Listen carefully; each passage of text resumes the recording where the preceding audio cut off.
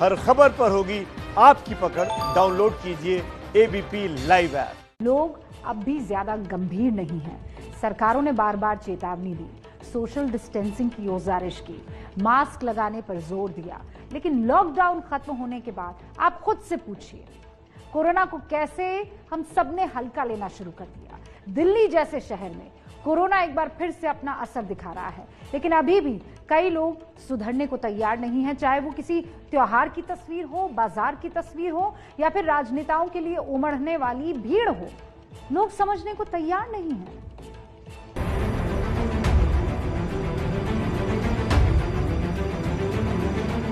कि हम जो कुछ कह रहे हैं वो यूं ही नहीं है। ये तस्वीरें उसकी गवाह हैं, उसका सबूत है। ये तस्वीरें पटना के गंगा घाट की हैं। छठ पर सूर्य को अर्घ देने के लिए यहाँ कितने लोग बिना मास्क के आए, आप खुद देखिए। पूरे घाट पर खचाखच भीड़ है।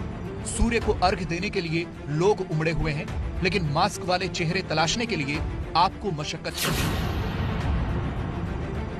मुजफ्फरपुर की तस्वीरें भी आपके सामने। यहाँ तो ज्यादातर लोग बिना मास्क लगाए ही घाट पर पहुंचे हैं, और ऐसा भी नहीं कि घाट पर भीड़ नहीं है।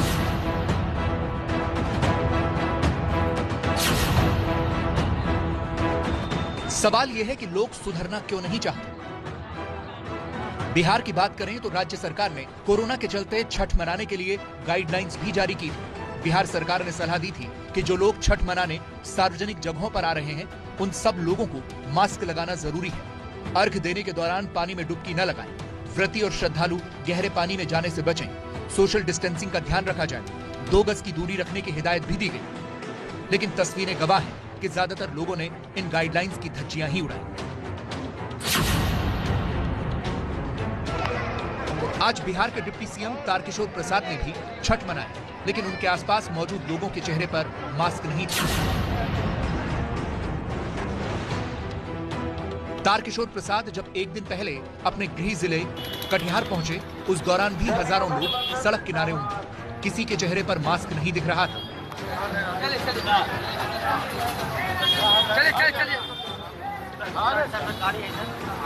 आस्था के इस महापर्व को बिहार में ही नहीं, उन तमाम जगहों पर मनाया जाता है जहां बिहार और पूर्वांचल के लोग रहते हैं। जरा गुवाहाटी की तस्वीरें भी देख लीजिए। यहाँ भी लोग कोरोना को लेकर बिल्कुल लापरवाह दिखे।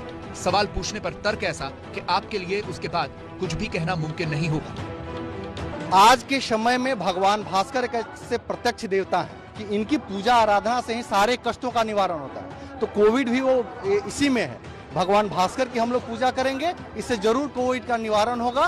भगवान भास्कर की आराधना से कोविड की जरूर शांति मिलेगी और कोविड जो है जरूर दूर जाएगा। ये बात सही है कि हिंदू धर्म में आस्था रखने वाले लोगों के लिए ये इस साल का आखिरी त्योहार है, लेकिन हम ये क्यों भूल जाते हैं कि इसी लापरवाही में अनिष्ट की आशंका भी छिपी है। और देश के स्वास्थ्य मंत्रालय ने तो पहले ही कह दिया कि त्योहार पर जो भीड़ उमड़ रही है, उसका असर कुछ दिन में देखने को मिल जाए, तो हैरान होने की जरूरत नहीं है।